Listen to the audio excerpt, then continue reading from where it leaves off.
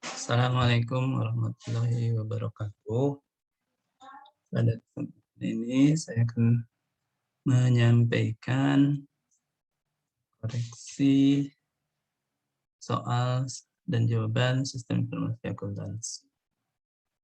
Ini soalnya, kalau nanti di file ada di sini soal, kemudian jawabannya ada di sini. Soal dan jawaban saya buka.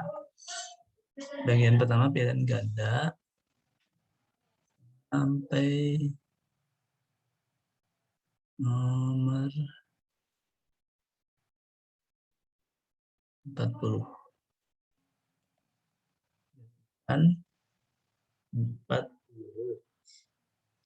Belakangan saya juga mungkin sempat sih kalau pilihan ganda, tapi kalau mau sekalian tidak apa-apa. Tapi yang penting problemnya ini. Problemnya mungkin enggak. Ya. Berikut adalah prosedur pembayaran utang dagang dari perusahaan manufaktur Karya Indah. Jadi dari sini kita bisa melihat perusahaan manufaktur itu punya 3 bagian. Payable, general ledger, dan nah, ketika pembeli dari perusahaan mebel tersebut sudah melihat ya si atau penjual ya sudah melihat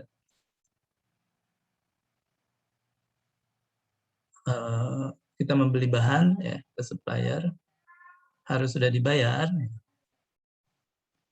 maka bagian hutang akan membuat voucher payable yang sudah voucher PC, maaf, untuk pembayaran itu dasarnya adalah voucher package, itu sudah diurutkan berdasarkan tanggal jatuh tempo kapan harus. Nah, voucher package ini diserahkan ke cash disbursement untuk membayar. Nah, dia mereview ini belum jelas nih. Kalau S ini nanti ada dijelaskan di sini. Dilakukan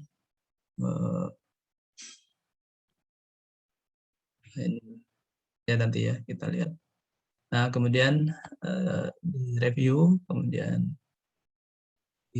dilakukan ini ya, dan terakhir di corporate ini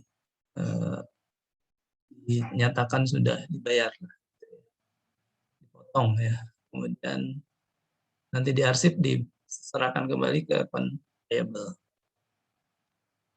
Nah, yang direview kalau sudah oke diserahkan untuk untuk kasir ya, untuk dibayar, dikasih cek. Cek ini kemudian diserahkan ke supplier ya. Supplier, nah salinannya diserahkan ke general ledger, kemudian dijadikan dasar untuk cash disbursement. Cash disbursement ini dicatat ya. Nah, kemudian ceknya juga dimasukkan ke voucher register, diarsip berdasarkan numerik ya, numerik number ini ada urutan nomor ceknya.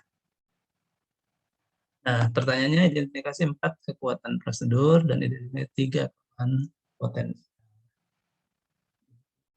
Hanya 2 pertanyaan tersebut. Nah, ya,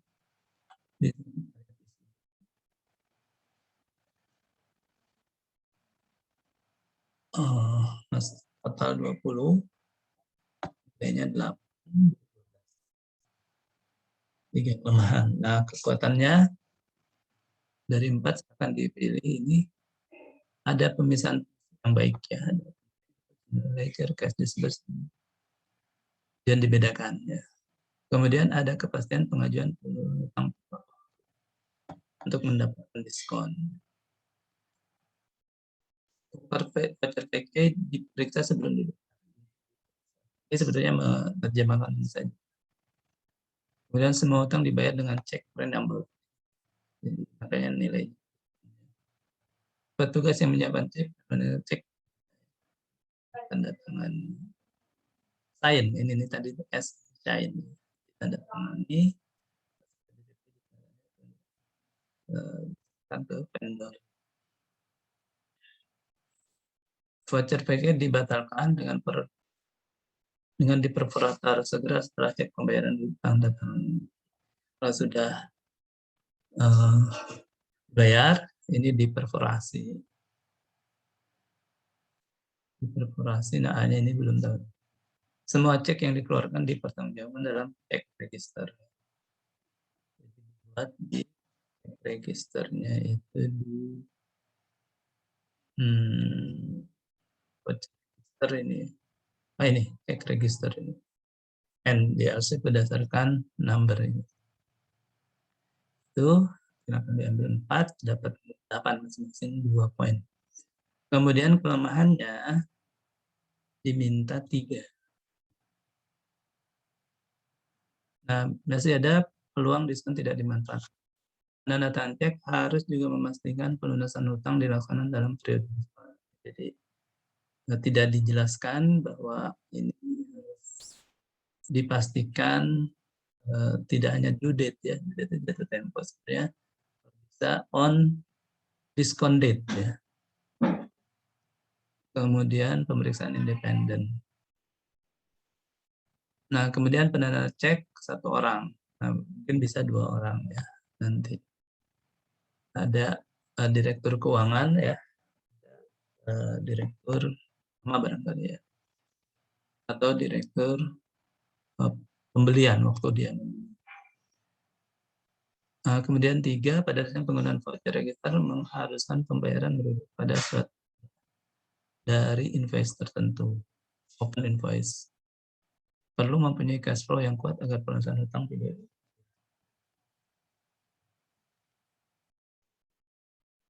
Ini penanganan kasnya lah, manajemen kas, bayar takutnya dananya. Terus penggunaan voucher register tidak memerlukan kartu-kartu. Nah, ini tidak dilakukan pemilahan ya kartu hutang per kreditur. Jadi harusnya ada arsip per kreditur di dasar untuk pembayaran. Mana yang cepat, jatuh tempo itu dianalisis ya, didahulukan. Ini bisa diambil 3, nanti 12. Terus soal kedua, nah ini kita lihat soalnya, siklus manajemen SDM dan penggajian. Nah, dijelaskan secara naratif ini ya. Terus, ya. Sebuah perusahaan manufaktur tekstil mempunyai ratusan karyawan di divisi produksi. Terdapat 10 orang mandor, masing-masing membawahi 50 karyawan pabrik. Mandor diberi tugas tambahan dengan pembayaran gaji. Dimulai dengan pencatatan waktu kerja oleh para karyawan kepada oleh mandor. Ada kartu jam kerja oleh mandor diserahkan ke bagian penggajian dan memutahirkan data gaji pegawai ya. Nah, kemudian membuat dan mencetak daftar gaji dan cek pembayaran gaji. Daftar gaji diserahkan kasir untuk dilakukan review dan investor dan persetujuan transfer dana dengan menerbitkan cek gaji, menandatangani, dan ini yang menerbitkan cek gaji dia juga diserahkan ke bank. Saya daftar gaji diarsip serta enggak. Menyerahkan kepada masing-masing mandor. Si mandor ditugasi juga untuk review dan menyerahkan cek tersebut kepada masing-masing karyawan di bawah pengawasan masing-masing. Sebutkan 3 kelemahan. Nah ya, 3 kelemahannya adalah ini mandor ada 2 kelemahan. Mandor berwenang mencatat waktu kerja, ada risiko tidak akurat data jam kerja karyawan. Karena memungkinkan mandor asal mencatat waktu atau melebihkan karyawan. Jadi mandor sendirian menetapkan hal ini. Nah, kemudian kedua, mandor sesudah siap dibayar, mendistribusikan cek juga ya. Nah, bisa saja ada karyawan yang buat fiktif oleh mandor ya, kemudian pada saat digaji, dia yang ambil. Nah, jadi ini kedua. Ketiga, bagian pengeluaran kas.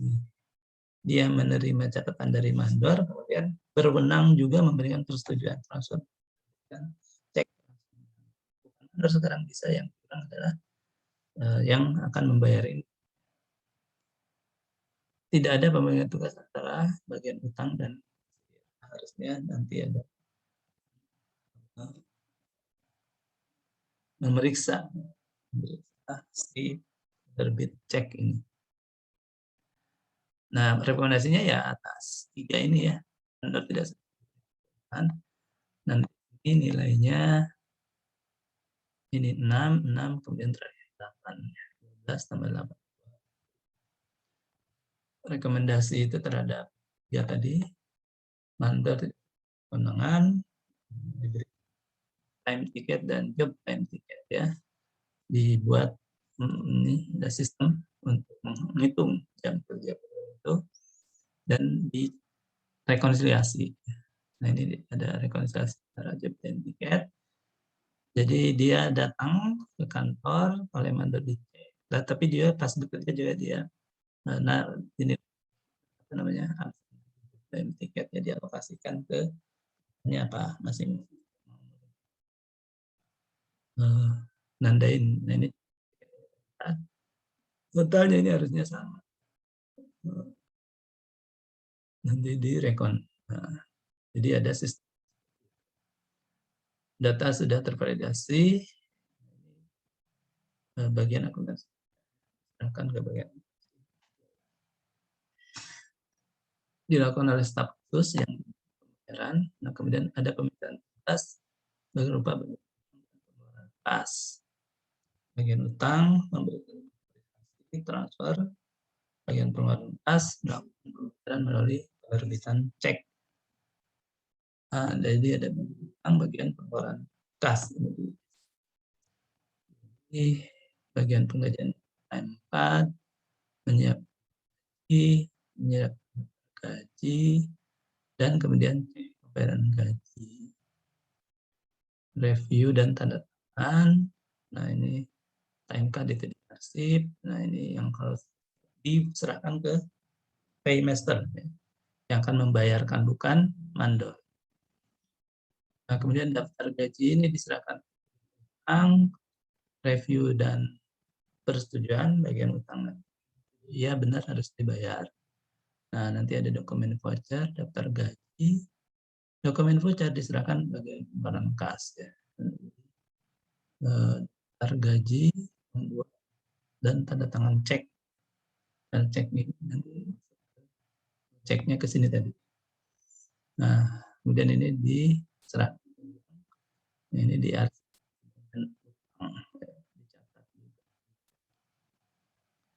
Demikian nomor 2. Nomor 3, sistem buku besar dan berarti kan flowchart ya, generasi sekarang. Ada subsistem akuntansi, penjualan, di input transaksinya, diarsip ya. Nah, kemudian masuk ke bagian database ya, pemutahiran buku besar, jurnal lah ini ya. Nah, ini jurnal dan update general ledger. Nah, kemudian ada entry jurnal penyesuaian dari akun langsung general ledger disesuaikan. kemudian dia ke sini controller data buku besar, ada jurnal penelitian juga dari controller ya yang sifatnya investasi. Nah ini masuk ke penelitian juga di sini, mengupdate ini ada penetapan. Kemudian laporan kinerja. Nah juga di sini ada jurnal penutup langsung ke laporan keuangan. Nah Trisuran menerima akhiran ini yang transaksi umum ya, yang rutin ya, yang Trisuran yang transaksi investasi. Ini di input ya, masuk ke pemutakhiran buku besar selain dari yang rutin juga dari Trisuran. Nah kemudian jurnal penyesuaian kalau yang rutin oleh controller, kalau yang untuk investasi oleh Trisuran. Pemutakhiran buku besar. Entry jurnal penutup langsung ke sini penyusunan laporan. Nah demikian kira-kira sistem yang ada. Diminta 3 kelemahan, risiko potensial ya, kelemahan dan rekomendasi, sebenarnya kelemahan dan risiko. Tadi risikonya langsung di sini. Rekomendasinya di sini tidak tapi tidak di flowchart, memperkuat pengendalian. Jadi kelemahannya tidak ada prosedur penyimpanan data jurnal penyesuaian. Jadi yang ini pas jurnal penyesuaian itu dia langsung ke bawah, tidak ke jurnal voucher. Harusnya di jurnal juga supaya terus semua. Kemudian tidak ada database jurnal penyesuaian standar yang digunakan untuk rujukan pada proses jurnal entry. Nah, jurnal penyesuaian itu bisa macam-macam. Kalau tidak diberikan jurnal penyesuaian standar, seperti apa yang harus dilakukan. Ketiga, lemahnya prosedur pengendalian akses pada jurnal penyesuaian. Nah, jurnal penyesuaian itu kan ada dari controller, ada dari accounting system.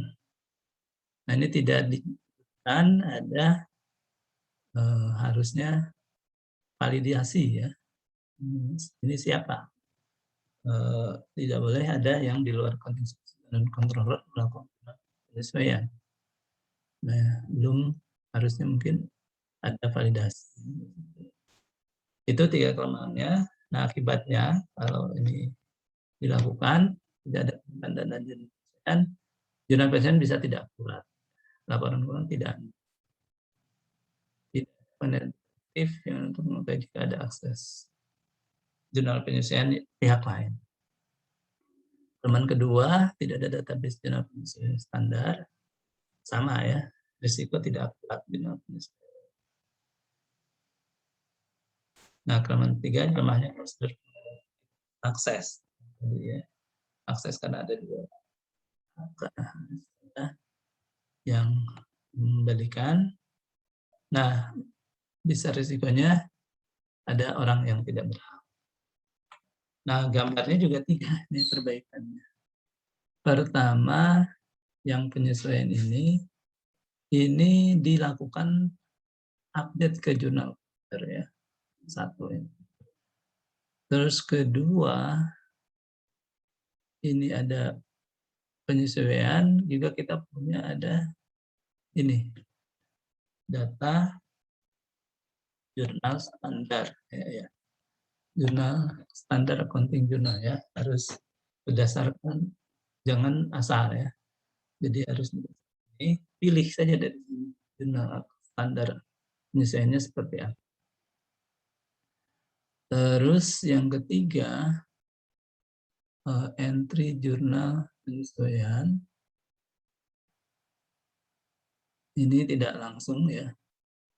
Nah ini konfigurasi untuk otomatis ya, jadi bisa dilakukan secara otomatis dari sini maupun dari ini sebetulnya. Entry jurnal sistem. Nah, demikian ya. Ya mungkin juga nanti yang tadi saya sampaikan apa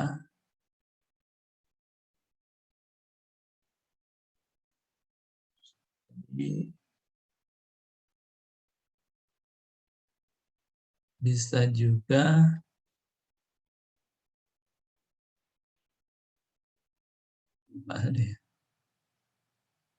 ini dia ya langsung ke sini jurnal voucher ya itu saja deh. Jadi itu di 6 kemudian risiko 6 terakhir 8 perocat ini terakhir 8.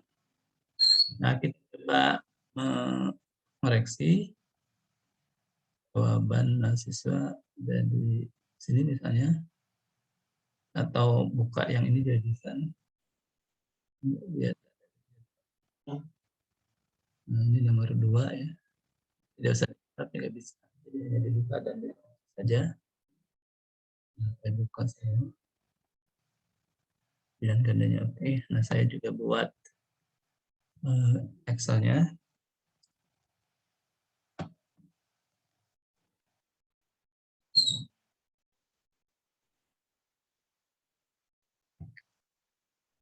Nah, sini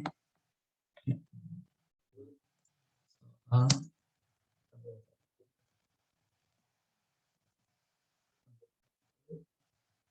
ada salah satu keterangan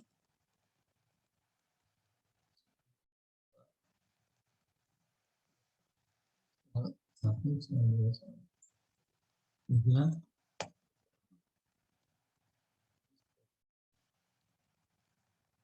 ya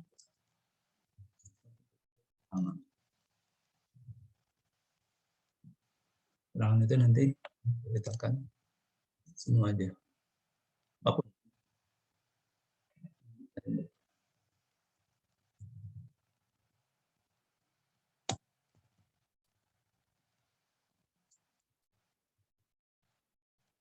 Kelas 8 5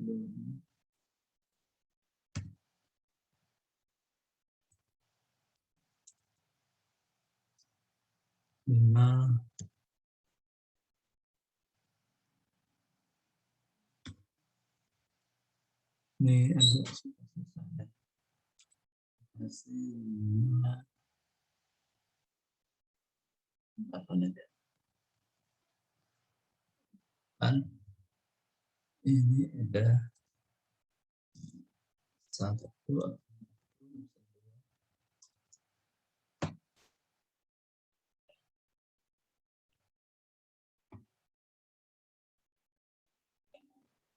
lima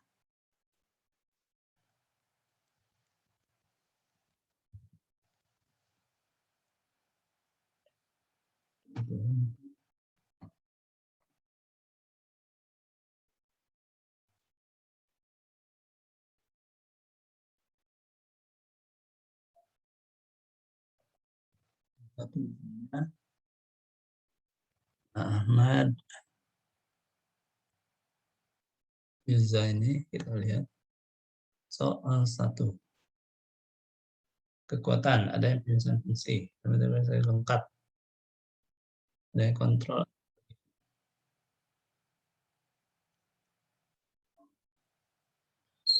dan memudahkan untuk ini 2 lah kira-kira yang benar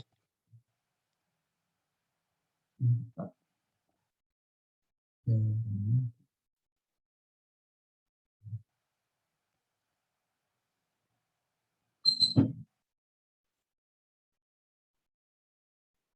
Mandor berwenang mandor bagian atas yang kekuatan. Nah ini kekuatannya ada penjelasan fungsi, ada kepastian penggunaan, nomor, ketegasan yang berbeda. Nah ini kira-kira dapat 2 lah.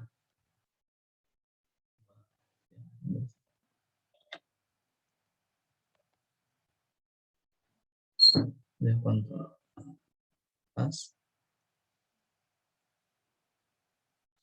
Nah, ini kemudian kelemahannya melakukan pengajian untuk menggunakan kredit perusahaan, duplikasi pembayaran,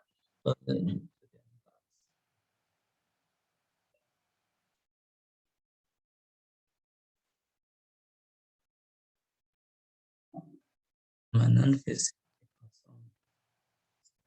Ini juga kalau kita bandingkan dengan jawaban, masih ada peluang diskon kanan cek orang dan dasar penggunaan voucher pembayaran satu jumlah penggunaan voucher register tidak merupakan kata hutang kreditur. Ini juga tidak teringatkan ya. Sini kita kasih sudah menjawab ya. Harus kasih satu aja.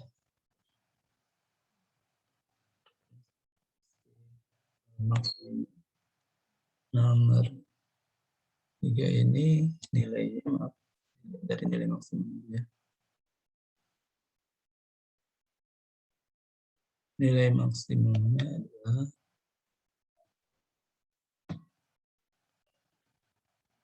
soal 31 8 12. Jadi 3 kali 2 ini kali 4 itu dapat jadi kali 2.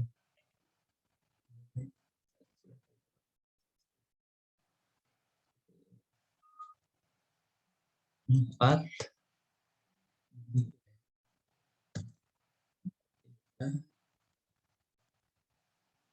2 saja. Nanti saya yang akan kali 2. Jadi 8. Ini saya 2 sama dengan 12. 4, 2 dan 4 ya. 4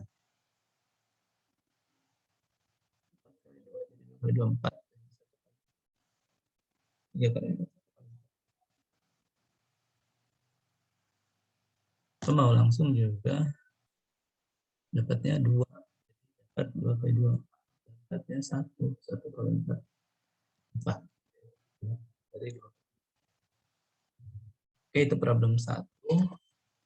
Problem 2 kita lihat. Jawaban ini. Ini 3 kelemahan prosedur. Mandor-mandor sama bagian pengelolaan. Rekomendasinya mandor-mandor tugas. Instruksi ada tingkat ini bagian pengelolaan. Kita lihat matriks ini. Pengertiannya di sini. Soal 2. Kelemahan tidak terdapat cara sekian rekomendasi karyawan. Tidak dapat kriteria pegawai yang boleh diberikan. Tidak terdapat pengawasan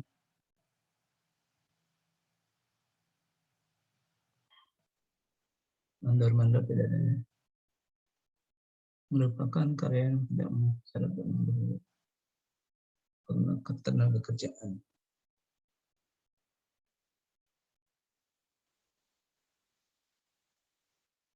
Ini rekomendasi yang ketiga ini.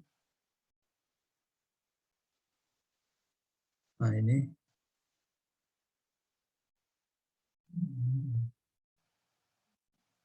review tidak mau ini oke deh. Jadi ya nomor 2 ini 6 kan 8 ya atau 3 2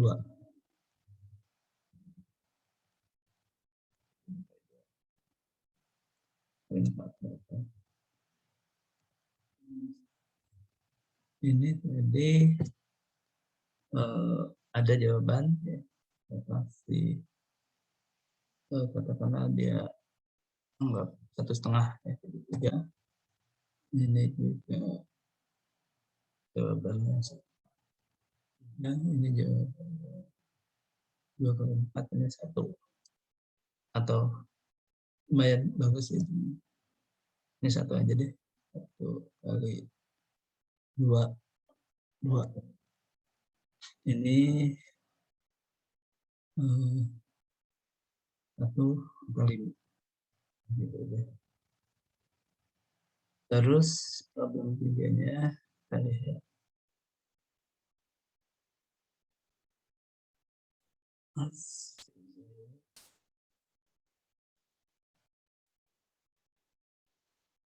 Mundur ya. Kelemahan prosedur, backup, pengungkapan laporan yang tidak inventarisasi, tidak inventarisasi, kehilangan atau kerusakan data, ada yang kemudian illegal access, pas ini illegal access, ada yang kemudian hasil output yang tidak beda ya. Ini yang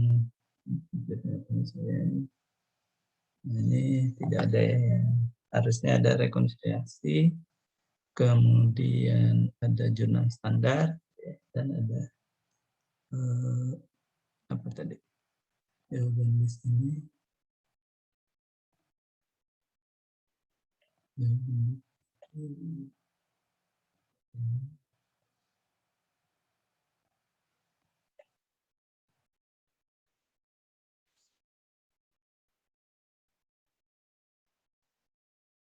tidak ada yang 3 ini lemahnya prosedur akses pada akses jadi otomatis satu maka masuk ini diarahkan ke jurubicara, yang kedua ada jurnal standar, yang ketiga ada otomatisasi ya, jadi jurnal penelitian itu otomatis baik dari manapun di sini ada pengendalian akses. Ini Mas Firda ini masing-masing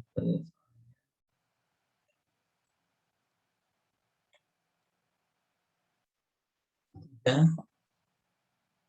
satu risiko ya, 3 3 2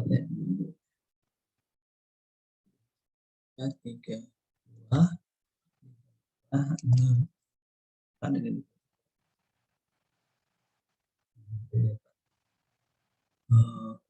dapat 1 tadi ya, 2 4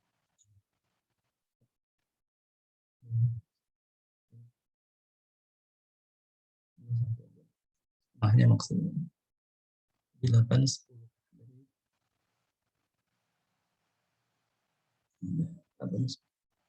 Oke, saya kira belasan koreksi saya kasih ini sudah besar.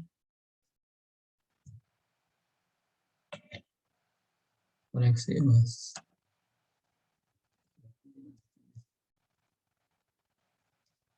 Terima kasih. Assalamualaikum.